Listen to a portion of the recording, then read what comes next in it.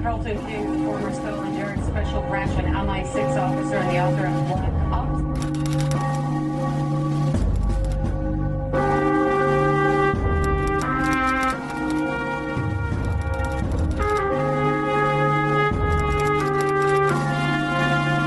I was undercover for Special Branch in a jihadi organisation.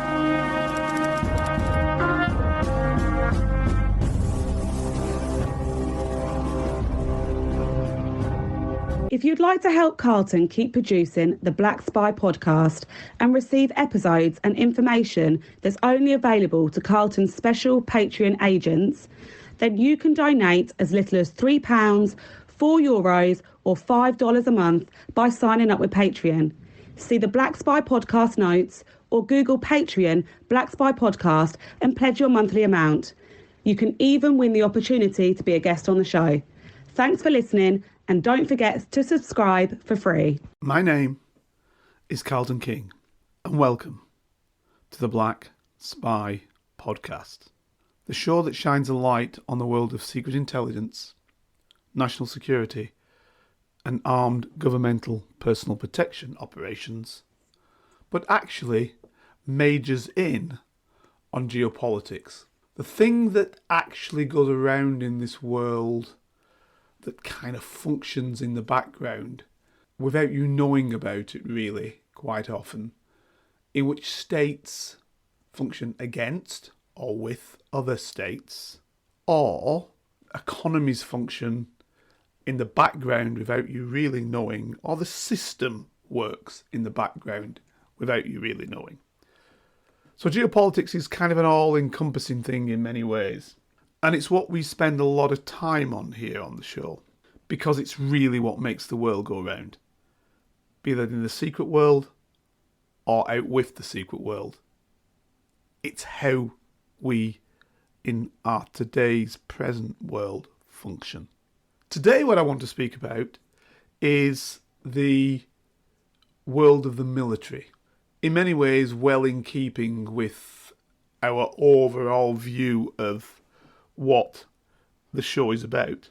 However, it's an area which can easily be played around with, and it's probably the area where at the most we are directed towards positively by states, regardless of what their state is.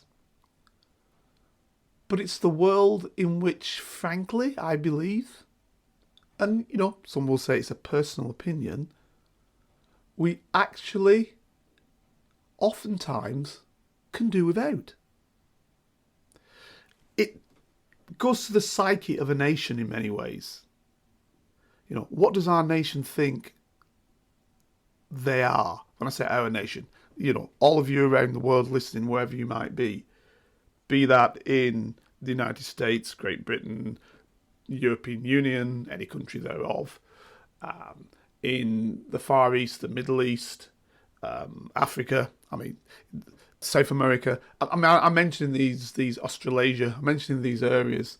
Again, in many ways, you could argue the fact we have these areas and we think about these areas in a certain way may also be the fact that, the militaries and the politics that go with that have orientated our thinking towards them in certain ways and in certain fashions.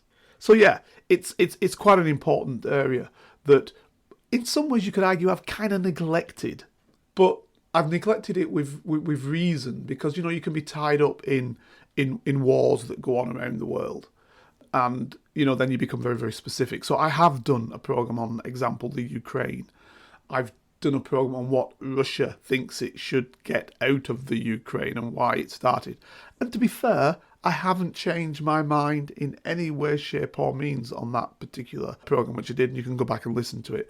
But in shorthand, in quotes, you would say in German, basically what I said was that Russia had a strategic perspective, and that strategic perspective would be, I believe, I can't prove it of course, that they wanted a buffer between themselves and the real final last state that wasn't at the time part of NATO or around about the same, the European Union, in many ways, that basically they could see falling to NATO or to the European Union at some stage. And that was the Ukraine.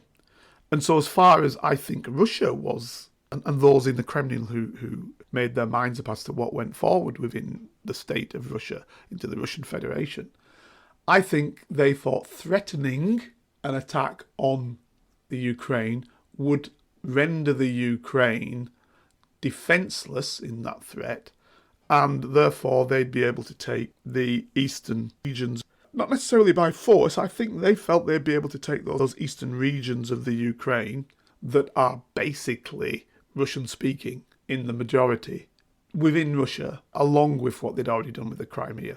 I've been in the Ukraine some years ago when I was working, and I knew of moves from the government in the Ukraine to start to de-Russify, if you will, the best word, the eastern regions. And I knew that was a problem when they started doing that. So that was my view on that. Let's go into another conflict, the conflict in Ethiopia. Again, Ethiopia, Eritrea. Again, I could see that there were potential problems brewing there, albeit that Ethiopia as a state, encompassing areas in the east towards Eritrea, was actually functioning quite well. But when it comes to the military and to the use of military, what you've always got to look at is how the political aspects lead, same with Russia and Ukraine, lead towards that use of military. Because, as von Clausewitz said, war is diplomacy by another name. That's basically, again, another aspect as to why you could see, and I could see looking at it, that there was potentially a problem within the Ethiopian state, again, another multi-ethnic state, and that it could well be perceived by some within that multi-ethnic state that they weren't getting the best out of it. And therefore, if you can orientate enough people to your side, you can cause conflict. And of course, the overall state then defends itself, and generally that's defended militarily. So again, that's another region where, for me, I could see something happening. So those are relatively newish wars that have come about, although both of them are kind of rumbling from 2011, 2012 to lesser or greater degrees. Then we've got more long-standing wars, the war in the Yemen, example, the Houthi and the present government of the Yemen in general, and to see who would take it over. And then states that involve themselves in the wars in other states, so Saudi Arabia involving themselves in that conflict. And if you say that the Saudis involve themselves in that conflict, that means you're saying that the United Kingdom and the USA are involving themselves in that conflict, because of course they've provided the Saudis with the vast majority of the military hardware, and definitely they've provided the Saudis with the targeting capacity for the Western aircraft, British and American aircraft, that are utilised. And there's a whole agreement, actually, that went along with that. So you could see where that went in terms of that war. And that war's been going on now forever and a day. And even though sometimes you do get a whisper from either the US or the UK where they say, oh, you know, civilian deaths shouldn't be caused by the weaponry they're using, really nothing much is said, because billions of dollars and billions of pounds of arms sales have gone into that conflict. And I guess nobody really wants to lose that money. So we come, actually, to be fair, we come to the crux of the whole matter when it comes to military. And I think it's best shown within the United States, but in all other states, to be fair as well. The military-industrial complex. Yeah, look, let's step on it and let's actually say it's best shown in the United States. The reason why I'm saying that, I think I can say that because as far back as General Eisenhower, he warned against the creeping military-industrial complex in the United States, and that if the United States didn't watch it, they'd be in a perpetual state of armed conflict because it was to the advantage of the people who produce the weapons and the individuals who allow for those weapons to be produced, politicians, Not always because the politician would be getting fiscal advantage from it themselves, but because also what could happen was that the fact that various parts of a politician's area, constituency we say in the United Kingdom, produces weapons, and that weapons production is costly and hence provides good wages for the individuals who work within those particular areas, it's very difficult for them then not to keep producing weapons, because you then put a lot of people out of work if you don't produce them anymore. Now, that also has a resonance in the United Kingdom, not in the same way it does in the United States, whereby, whole states, senators, etc., representatives are held to the fact that in that particular state, these particular weapons are produced, and if we don't produce them, there'll be X amount of people out of work and they'll all vote against you, and they'll vote you out because there won't be any jobs, and because then, as there's no jobs in that particular state, or fewer high producing jobs in that particular state that have to do with the armaments industry, that you can then tie to the fact that another politician can come up and say, you don't think about the United States, or you're doing our state down and our country down by not producing the weapons we need and aiding our military, thereby keeping us number one in the world. You get the politician, even if they are righteous and right thinking,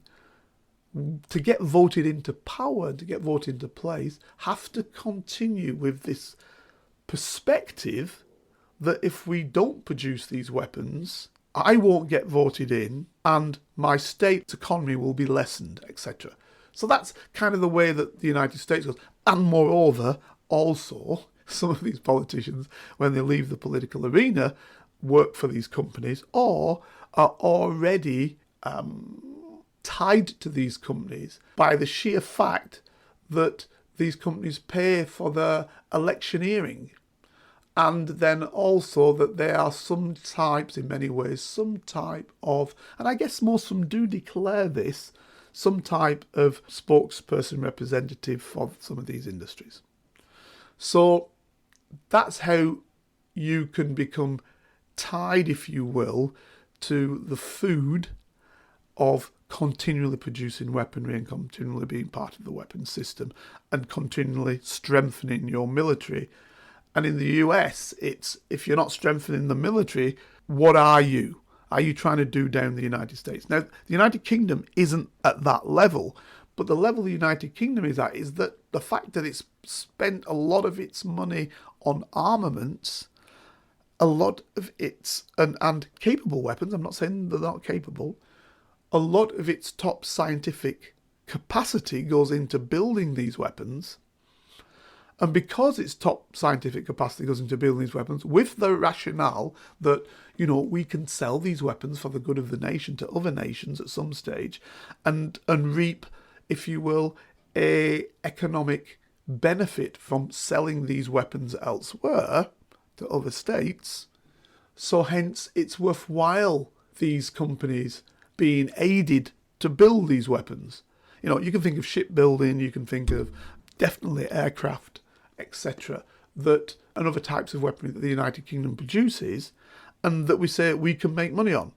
Now, if, however, from the beginning, you haven't gone down that route of building weapons to sell within to the international market, but you, example, said, what we'll do? Instead of building weapons, we'll build cars, we'll build white goods, fridges, cookers, etc., etc. We'll build big, massive motors that can be utilised, or big, massive turbines that can be utilised out with the military arena, but in the generalised arena. We will build nuclear components out with the nuclear facilities to do that. And you can hear what I'm saying. I'm talking about Germany. And you can do that in a civilian capacity. Your sales are far greater. Far greater. That's the route that the Germans went down.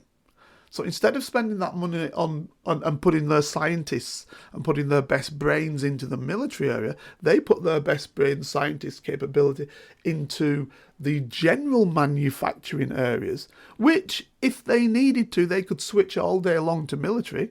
But it's much more difficult to change a military into general manufacturing. So that's where they have their goods and sell them all over the world at little problem. Most of the German businesses are in the top 10 of systems sold around the world. The same went for Japan.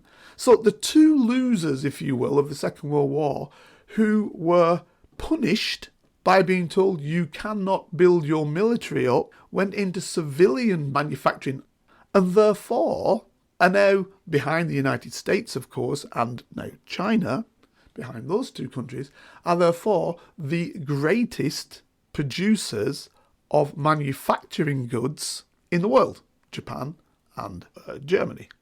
And of course, now, you're getting Korea that's come onto that also had its epiphany in not only going towards weapons, but building other civilian use projects that was to its advantage. So why do we, the United Kingdom, keep building military facilities? Why do we spend so much on our military in comparison to other small countries like us? And why do we believe that we need to involve ourselves in wars around the world when other countries don't? So let me give you an example. Factual parts of things that I have actually been involved in, that I've been part of. One example of that is the war in Afghanistan and the war in Iraq. Okay, so from the concept of those two wars, I have had some involvement in them, be it in the Secret Intelligence Service or be it in the Metropolitan Police Special Branch or latterly SO1 Specialist Protection before I finished some 10 years back. And my connection with those gave me the opportunity to see where the United Kingdom had gone wrong. So, example, in Iraq, we were by far the second largest force out with the United States. Now, what I should say is when we were the second largest force out with the United States had something like 530,000 troops on the ground and other personnel, be the Air Force, Navy, etc., etc. Marines how they do it, because the Marines are a separate body. So they were all part of the conflict. So they had 530 odd. Now our second largest contingent was about 30,000, and then other nations took part in it below us, 10,000, whatever they might have been numbers, and that obviously inculcates into the fact you've got quite a lot of tanks involved in that and whatever. But they're all dwarfed by the amount of personnel the United States put into that conflict. But when you put these amounts of people into the conflict, even 30,000 plus, give or take, even 30,000, it's a lot of money. It's billions of pounds. So what happens? When the war ends, take the initial fighting period of the war in Iraq, when the war as we perceived it ended, it didn't end, it just came into an insurgency thereafter.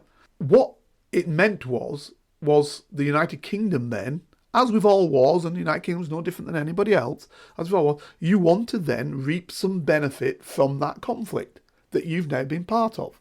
And I was one of the people who was at that table by virtue of the fact that, I brought, a government representative to that table on the United Kingdom, our ICE representative. I was at that table, and the question was, what do we get out of that war? What do we get from it? So the answer had to be, what can we put on the table at the end of the war that gets us the, if you will, in the old days you'd say the booty, the riches, the reason why we're involved in the conflict. Now, the reasons were bigger than us just wanting the loot, just wanting oil, etc., out of it and controlling our share.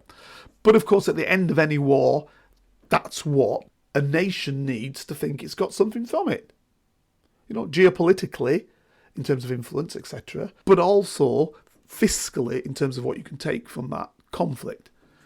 The problem was that when you're talking about reconstruction, what did the United Kingdom have to offer? I will tell you, ladies and gentlemen, that Germans who did not take part in the conflict got more out of the war fiscally than the United Kingdom did. Because at the end of the war, this nation that had now been destroyed, I mean, we talk about destruction in the Ukraine. Well, there was a great destruction in Iraq. Now needed to rebuild itself. Sanctions were lifted off it. So now it needed to come back, and it had effectively been split into 3 zones, which had been the argument from day one, actually. Something I learned earlier on, but we won't go into that. But they then wanted to get people who could help rebuild and rebuild it in a very positive manner. So they go with the people who can build power stations, who can provide clean water again, who can give them, I mean, something as simple as who can provide them with vehicles, general everyday vehicles. We're not talking now cars and armoured vehicles, like everyday vehicles that people are going to drive around in. So who reaps that benefit?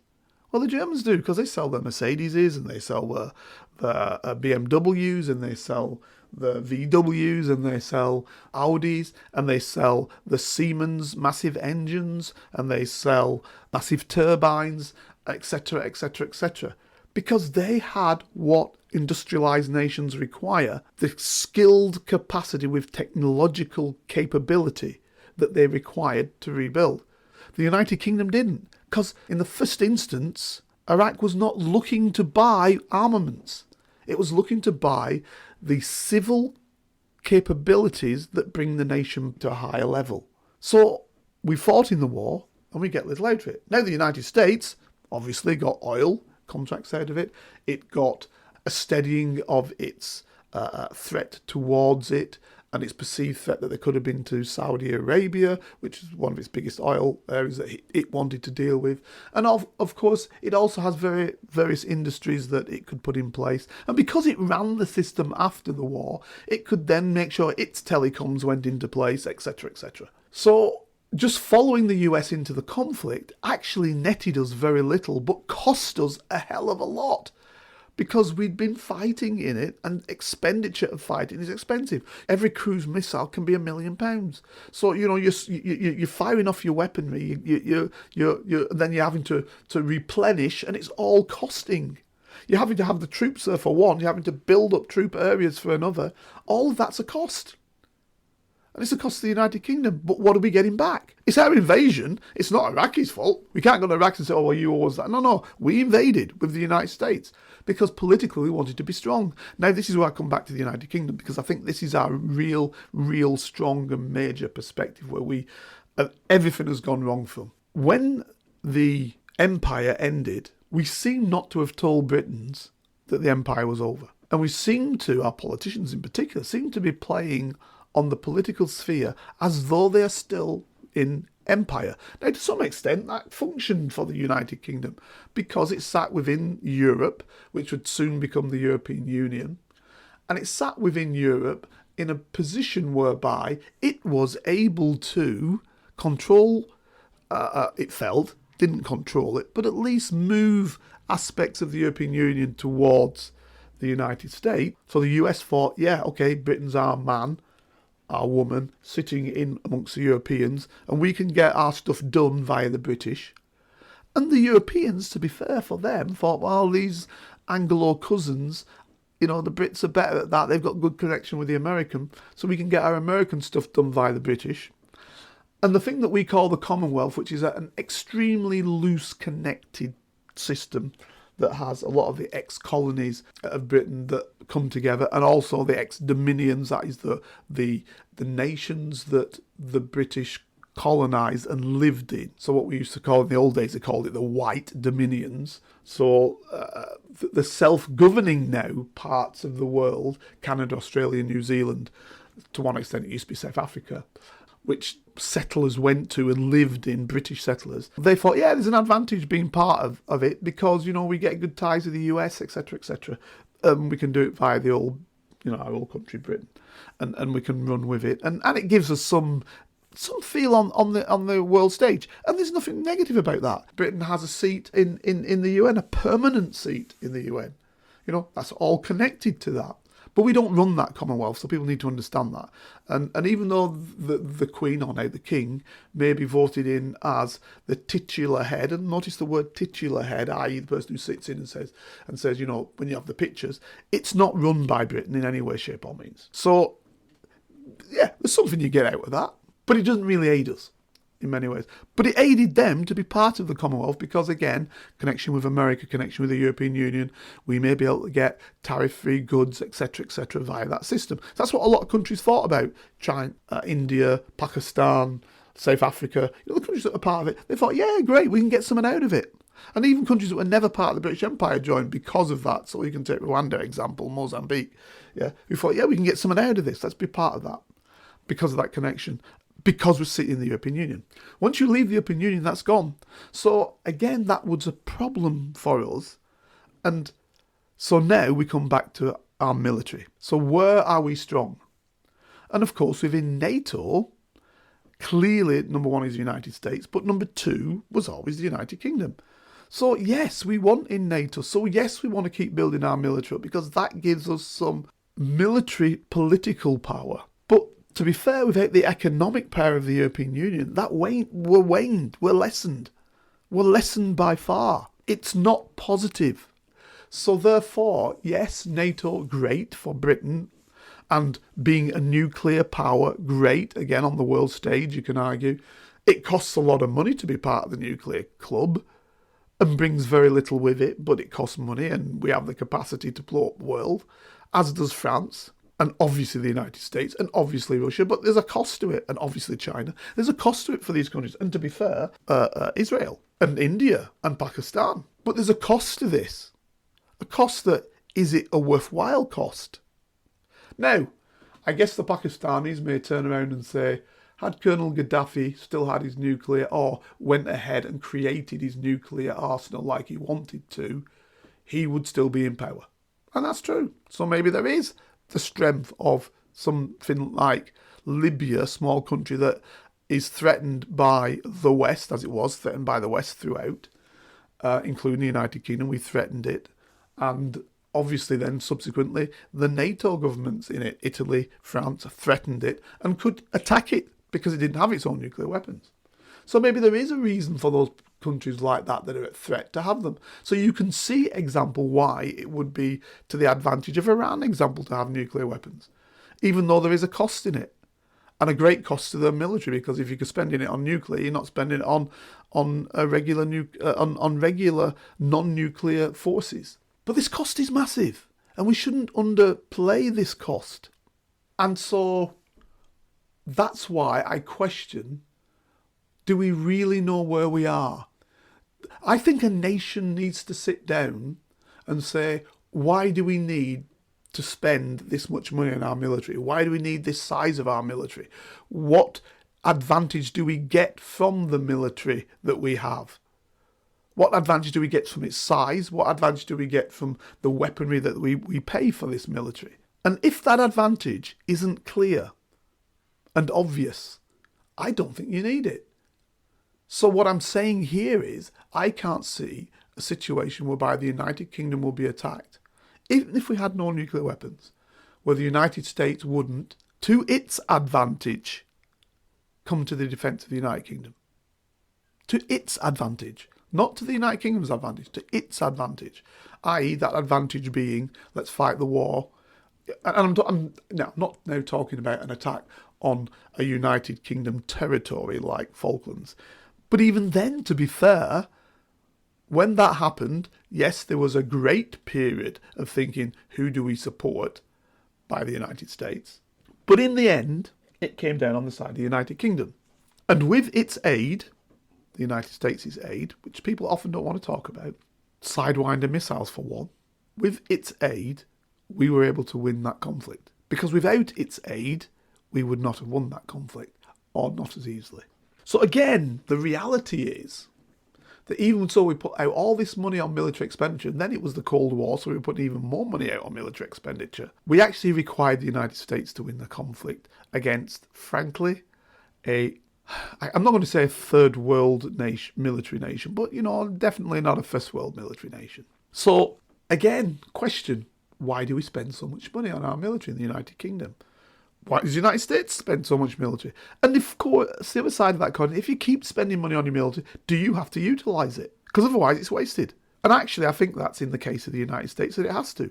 You can argue it's in the case of Russia, albeit it spends way less. But if you do spend, then maybe you do have to, you are required to utilise that military, because otherwise, what is the point of you spending all the money on it? What's the point of it? So it's a kind of thing where the fact you have it begats the conflict that you're not wanting to have, that when you have it, you spend more to keep the conflict running, which is then problematic. Or even if you're not in the conflict, to show that you are capable and you've got something, a la our actions right now in the Ukraine, we're spending billions, yes, you heard it, billions of pounds, sending equipment to the Ukraine that we are now going to have to replenish to stay in the big boys game of being top militaries. You know, we spent, billions in Afghanistan. For what? I was at the tables. I was there. I listened to the meetings. I was there. You know, for what? What were we spending it for? Because at the end of the day, a decision made by the United States, not made by the United Kingdom. This is what we've got to remember. Made by a president of the United States to say we're going to pull our military out, meant that we had to pull ours out. Right? Even if we had it under the NATO guise, which it was in the latter stages, it was under the NATO guise. Well, if the United States isn't fighting in a NATO suit, then nobody else in NATO is.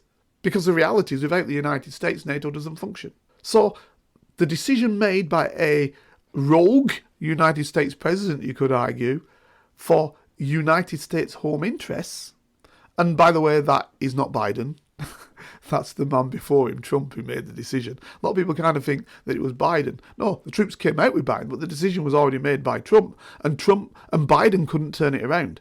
Because if Biden turned around and said, you know what, I know Trump decided this before I was elected, but we're going to stay. Every soldier that then died, US soldier that is, because it's not bothered about others, every US soldier that then died post that turnaround decision, i.e. we're going to leave them in, would be down to Biden. And his capacity to be voted in again next time would be extremely limited. And even if it wasn't his party's capacity to be voted in. So we come back again to weapons being made in various states, and both of the political parties in the United States frightened to say anything but to keep creating the weapons, because if they're not the ones who create them, then the other guy gets voted in. So again, this is where you come back to that. If he'd have then said, okay, we don't leave Afghanistan, we stay in Afghanistan to finish the job off, every mother of every soldier who died, every wife, every father will be writing him saying, we were out of this war, now you've got us back in and my son or my daughter's died again. Right? Now he gets letters that say, oh, you're weak, you jumped out, you left. So it was actually a great political move from Trump. He put him in a position whereby he could move one way or the other, and either way he moved, he was going to get the hit for it. Politically, superbly done by the Trump. So the Donald was right in terms of people who say, oh, well, under Trump, we were beating them. No, under Trump, you made a decision with the Taliban direct, without the Afghan government being there, and you said this is when we leave. But you left it to you believing when Trump was out of power. Now, if Trump got back into power, he'd have spun it somewhere why it was good to leave. But he didn't, so hey, let the Democrats have it. Let the Democrats be perceived as weak, as leaving Afghanistan without winning the war, and the Taliban coming in and the humiliation of the US leaving. None of that stuck to Trump. It stuck to Biden, albeit that Trump carried it out. But the point I'm making from the United Kingdom perspective was, we had to jump out too. There was no, the United Kingdom can stay. And this is talking about an actual third world country. One of the poorest countries in the world. We could not fight that war ourselves. So all the money we spend on it, all the money we spend on our military, we were not capable of fighting that war to defeat the Afghan with all our money that we put into it. So what was the point, and what is the point of having a military spending so much money to do what? We've got one aircraft carrier and we've got another one on the run. They cost literally billions, right? We don't have the money to put planes on them. We're having to have French planes on our aircraft carrier. Do you know that? because we don't have the money to put them on. So the French fly on our aircraft. It's ludicrous. Yes, we're getting planes to be put on it, but the cost of that to us, and then let another nation fly on and off it because we can't afford at this present juncture to put our planes on until we buy planes from the United States at great cost again to put on that aircraft carrier again to show that we're great. But how are we great? Are we not just a small nation off the European continent that was once a great nation? Yeah, but then Spain was once a great nation. France was once a great nation. You know, France is a little bit different because it still pretends that it's great. So it's still got a little bit of the headache like we have, but not as much as our headache. They're not trying to play the same game we are. Worldwide, they're trying to play that game in Africa, in the areas that it had control over. But it's not necessarily trying to play it around the world. We are. And don't get me wrong, some things we are good at. This is not about us saying that we're not good at various things in terms of military. And we are definitely good in terms of the intelligence services, which I was part of, and the security service that I was part of. But I think that cost for those services are reasonable, to be fair. And I'm not just saying that because I was part of those services. I think they're reasonable because I think I can see an end product to it. I can see a reason why those services are there. You know, they are protecting the nation and bringing us advantage. But I can't see why so much money is spent on the military because I just don't see the advantage of it. That's the point I'm making. Where is the advantage? It makes us make decisions and enter into wars. Frankly, invade countries. You know, we talk about Russia invading the Ukraine. We invaded Afghanistan. We invaded, to a lesser extent, Afghanistan, but we invaded Iraq with the American. We were then given a part of Iraq, the southern region of Iraq, controlling it out of Basra, and then were chased out of that region by Iraqis. We were chased out of it. You know, I was there. In the end, our presence was securing our areas where our troops were. So what we call force protection in the game. In the end, that's all we were doing. We weren't pushing out into the area, defending Iraq and building it. We were defending our presence whilst we were mortared by indiscriminate fire, i.e. mortars being fired over into the areas where our camps were, etc., etc. A humiliation, you can argue. Why? Why had we involved ourselves in the conflict?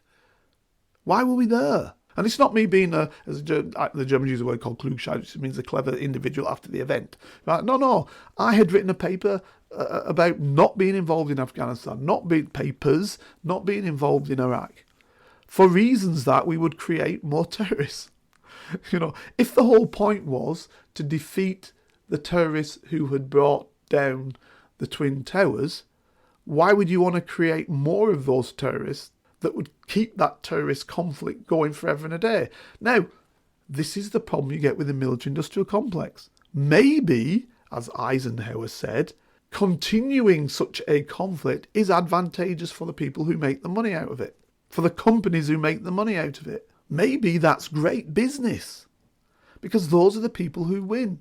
The billions spent by us, the trillions spent by the United States, somebody's making money out of it. Absolute money. So let me give you an example of this. Right now we're struggling to get healthcare in the United Kingdom at a level that's commensurate with the National Health Service. So people are coming into hospitals and, well, they're not actually, they're still in ambulances, they're in cars, they're lying down on floors because they can't get treated. Now, you can argue one of the reasons for that is there isn't the money there. The 40 hospitals that are very disingenuous, and I could use another word, ex-Prime Minister spoke about forever and a day, where are they? Where are the 40 built hospitals since Johnson came into power? Where are they? New hospitals, the man said. I don't think there's been one. But we have produced new weaponry. And we have spent a massive amounts of new weaponry. And we've given weapons to the Ukraine. By the way, there's also intel to suggest, and I'm not giving you anything out of that because I'm not in play, I'm not, getting it from anybody, but there's information that I have kind of received that suggests that some of the weapons that are being sent to the Ukraine are being sold on by the Ukrainian mafia. In fact, a plane crashed about 3 or 4 months ago full of weapons, some of which were sent to the Ukraine and some of which are the old Ukrainian weapons that they were selling on to Bangladesh. So in other words, you replenish our weapons, you give them, and we'll sell them on elsewhere because there's money in it. And a plane crashed, and this is a fact, you can look it up, with weapons on board that's been sold from the Ukraine to Bangladesh. So this game is a game that oftentimes is not advantageous. So let's have a look. Military spending for the year 2021. Now, as with many countries, what you've got to understand is that not necessarily all military expenditure is provided, because some are in secret projects, some are devolved to other areas. So, example, in the United States, the CIA has its own projects. So, example, the drone project that used to have the Predator was a project that didn't show up on military expenditure, but showed up on CIA expenditure, which is secret, so would not show up. So it's billions of pounds dollars involved in that project there was at the time. And there'll be other expenditure like that that's not shown up. But in military open expenditure, the United States spends each and every year, at least, in the year 2021, its figure was $801 billion. Let me say that again. $801 billion on military expenditure. And it's doing that yearly, oftentimes more. Why do you need to do that every year? Now, there'll be some listening, they'll say, because we need to keep ahead of the enemy, because the enemy's spending money. Right, so let me tell you who the next country is who spends its money on military. Again, at a level that it doesn't need to, in my belief. Yeah, people say, that's naive, everybody's spending money on weapons. Are they? And are they spending it to the extent that the United States is? Because I believe they're bankrupting themselves. And yes, for now, for the United States, that's not a problem, because it's a very, very powerful country. Its GDP is extremely high, way higher than any other country going. You know, in the 18 trillions, 19 trillions, when the next one, single country next to it, is China, which is about 14 trillion now. But collectively, the next one to it underneath would be the European Union, which is about 16 trillion now without United Kingdom. Maybe 15.5 trillion.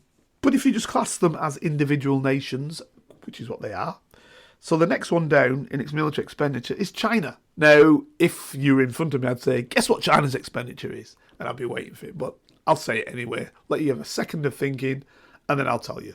So China's military expenditure is 293 billion in 2021. Okay, so let's say 300, let's round it up, 300 billion. So that's still massively lower than the United States. It's 500 billion, half a trillion less than the United States in its expenditure. And indeed, the Chinese expenditure has jumped quite a bit. So this is its latest expenditure. After that, so that's China then. So China now being the threat to the United States and being a country that can, like the United States, I suppose, I'd hate to say afford it, because, both countries, both the US and China, have problems at home. They could do with more hospitals, they could do with more healthcare, more social security. They could do with more systems for their people, to look after their people. Both could do that. Give it to the Chinese, they do manufacture, and they send their stuff all over the world. So there isn't a deficit for them in terms of it's either manufacturing goods for civil affairs or military. That isn't. And indeed, a lot of their expenditure comes with them spending on their own military, utilising their own capacity. So they would argue, hey, we're spending it on ourselves. And I suppose to some extent the United States does, albeit the United States is a little bit different because it does take components from many, many countries in order to make what they've got. The military aspects that they do have, though they tend to try and make it with US companies. So then we jump down to the next one. And guesses, I'll put you out of your misery, it's India. And India in 2021 spent 76.6 billion on their military. So way, way, way below China, and way, way, way, way, way, way below the United States. So if you look at it, it's 5 times less than the Chinese. Get my maths out. 4 to 5 times less than the Chinese, and about 15 times less than the 15 times less than the Americans. So way less. And they're at 76. And of course, I would argue, what the hell is India doing spending that amount of money on weaponry? And it would say, because we've got an enemy on our border, which is Pakistan, and we've got another enemy potential in China, and we need to protect ourselves. Really? Maybe you do, maybe you don't. It's the Gaddafi situation. It's the Saddam situation. If he did produce the nuclear weapons, he also wouldn't have been invaded so easily. So, maybe when you look at a single ruler looking at himself and looking after himself, maybe they say we need these to make sure nobody attacks us. Maybe they do. That's the rationale for, I would suggest, unreconstructed and perpetual nuclear expansion. But maybe that's realpolitik. But if I'm an Indian, I'm looking around, I'm saying, when I go to my country, and I've been to India many times, when I go to my country, I'm seeing people lying down on the floor dying who have got nowhere to live, and you're spending 76 billion on military? Why? So then we come to the next one down. You've guessed it, it's the United Kingdom. And it's 68.4 billion we spend on our military. Now, my argument with the United Kingdom isn't that we can't afford the percentage of GDP. You could say it can afford the percentage of GDP. Like all the others I've just mentioned can afford the percentage of GDP. But surely, then don't complain when we don't have enough room for people to go into hospitals. When we haven't built 40 hospitals because we haven't got the money. Don't complain then. People look at it. Look at the money you're spending. Thousands of hospitals could be built. No, get it right. Hundreds of hospitals could be built for that type of money. Right? And we're spending it on the military. I'm not saying don't spend on the military at all. I'm saying be proportionate to the country you've got.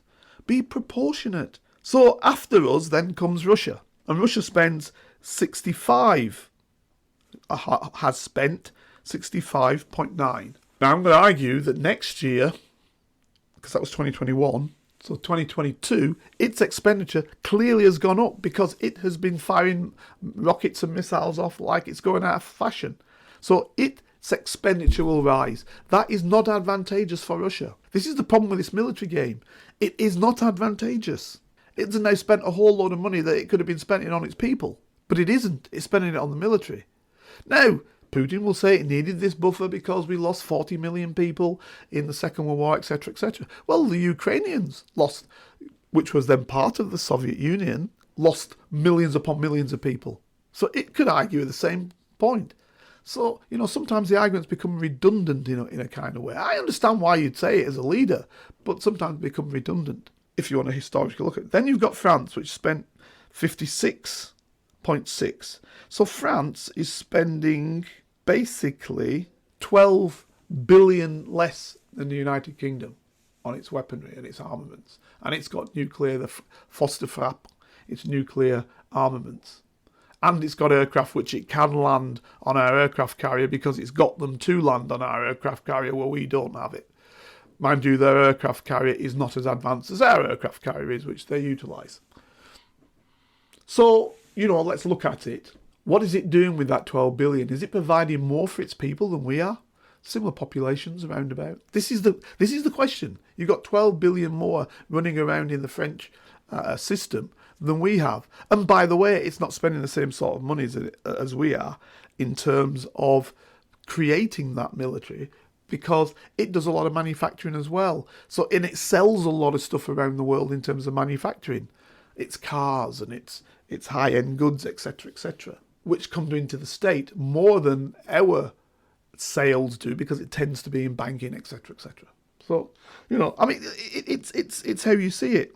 Now, 56 billion again, and this is Germany. So when you look at our GDP is about 2.8. I think it's dropped now to about 2.4 since leaving the European Union. If not 2.1, 2.2. But I think last time I saw it was about 2.4. Germany's GDP is 4.1, 4.2 gross national product. So it is earning $1 trillion and 3/4 more than we are, but spending much less on its military than we are. So you can see how that money then can be spent on the German public to make sure that German hospitals don't have the problems that we have, to make sure that they get good dentistry, to make sure that they have a good living. Because you see, you can't take from nowhere. It's a give and take thing. If you spend on one thing, you lose on another. And then when you look at your overall GDP, you've got to put that in place. I know some people turn around and say, yeah, but they've got 70 odd million people, 80 odd million people. And we've got, what do we know? 68 million, whatever we are, 70 million. Yeah, maybe 10 million behind. But again, that trillion is way more than just 10 million people. So there's more for their people to have. And they're selling their goods all around the world, as we know. Then you've got the Saudis, who spend a massive amount of money for their population, 55. But it can afford to spend 55, can't it? When its population's like 25 million people. It's pumping oil all day long. I mean, don't get me wrong, I'm not saying it's right to, but in context with its GDP, it's got a massive amount that it can sell. Now, it's a road to bankruptcy. It's nonsense for them to keep spending this type of money. But of course, they're in a better position to do it. You can argue. Same when we come down to Japan, which comes after Saudi, which is 54. Well, you know, the Japanese GDP is very high. Higher than the German GDP. So we start looking at other European nations. We drop down to Italian spending 32 billion. We drop down to Australia spending 31 billion with a very small population in comparison. So again, I guess you can argue it can give its people things that we couldn't because its population is very small in comparison to our population. Canada again, 26. Again, its population small in comparison. So what I'm saying to you is the expenditure we spend on our militaries in relation to the population we have, in relation to our GDP, in relation to what the threats are to our nation, should all be taken into account. And I think, as far as the United States is concerned, there's a disconnect. As far as the United Kingdom's concerned, there's a disconnect. As far as Russia's concerned, there's a disconnect. And I can argue there's a disconnect with them all, to be fair. You know, I can argue that point. What I'm trying to say is, as a nation, as nations, where do we see ourselves? And I'm going to end with this. I think that Great Britain, and I can only speak about my nation more because, you know, I know it the best, of course. I can only think that Great Britain needs to make a decision. Well, it's not Great Britain, is it? Because it's the politicians in Great Britain. They need to make a decision, I don't care what party you're from, as to where we are in our nation. What are we trying to do? What are we trying to achieve? My point is, I think it's senseless sending our soldiers around fighting wars. And, you know, we've been fighting wars all over the world since the Second World War. Needless wars. You know, I take my hat off to Harold Wilson, who was brave enough to turn around and say, we will not fight in Vietnam with you, the United States. We will not, because it's a war that's pointless. I take my hat off to Harold for saying that, because we'd have been even further down the line had we have joined the US and fight that war in Vietnam. Because when the US decided to leave, we'd have just had to leave with them.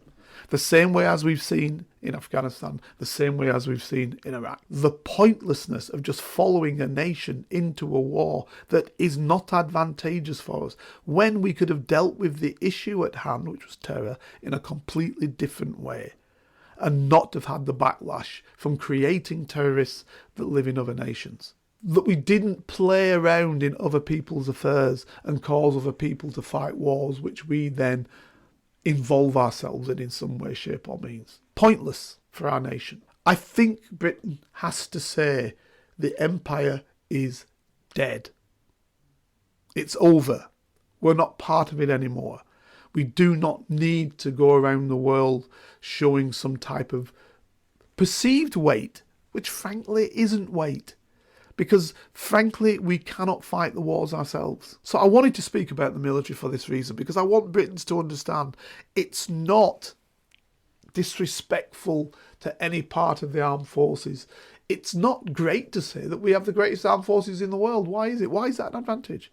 It doesn't really matter, does it? As long as you can defend yourself, do you need to be the greatest? Yes, we have great military capacity in some of our forces, especially the special forces. Great military capacity. But we can have that same great military capacity in our special forces without going around fighting wars all over the place. We can keep that area of our military up to strength without having to spend the sorts of money we spend, which in terms of our size is just way out of tilt. And what it's caused us is it means that we've fallen down on the manufacturing scale. It means we don't manufacture anymore. We don't manufacture anything that people want hardly. Instead, we rely on services. That's what we're relying on. Services to carry out banking, etc., which, again, due to the hit from the European Union and leaving it, some of that actually has gone. And why did we think we should leave the European Union? Because, again, we'd fooled ourselves thinking we were greater than we are. So I'll leave you with that, ladies and gentlemen. And hopefully you won't be so angry that you'll say, I'm not going to listen to this fella again. Hopefully you'll think about what I'm saying and you'll think, actually, the guy's making sense. Write me. If you think I'm talking rubbish, let me know. If you think I'm making sense, let me know. If you think I'm somewhere in the middle, let me know. I'm interested to hear from you. Indeed, I took this subject up this week because somebody had written in talking about the military, and I wanted to actually give you an understanding about where the military is, our military is, what its capacities are, and look at the reality of the geopolitics. Nobody's attacking us for no reason, because you've got to go through other countries first to get to us, and what advantage is it for them? And the big boy on the block wouldn't let it happen because it's not to its advantage, nor is it to the advantage of, frankly, the people in the European Union. So you can see that the threat isn't that threat. It isn't in that way. So that's why I'm saying create our armed forces in a manner that protects us in the way we need. And, you know, the biggest countering battle that I think is terror, and we need to strengthen the bodies that counter terror rather than other areas. And we don't need to create terrorists whilst we're doing it. So thank you very much, ladies and gentlemen. Hopefully you will listen to me again next week. If you'd like to help Carlton keep producing the Black Spy podcast and receive episodes and information that's only available to Carlton's special Patreon agents, then you can donate as little as £3, €4 or $5 a month by signing up with Patreon. See the Black Spy podcast notes or Google Patreon Black Spy podcast and pledge your monthly amount. You can even win the opportunity to be a guest on the show.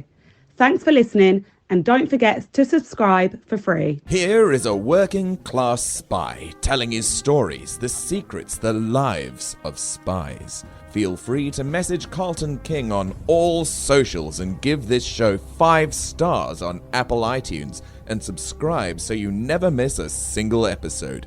For your ears only.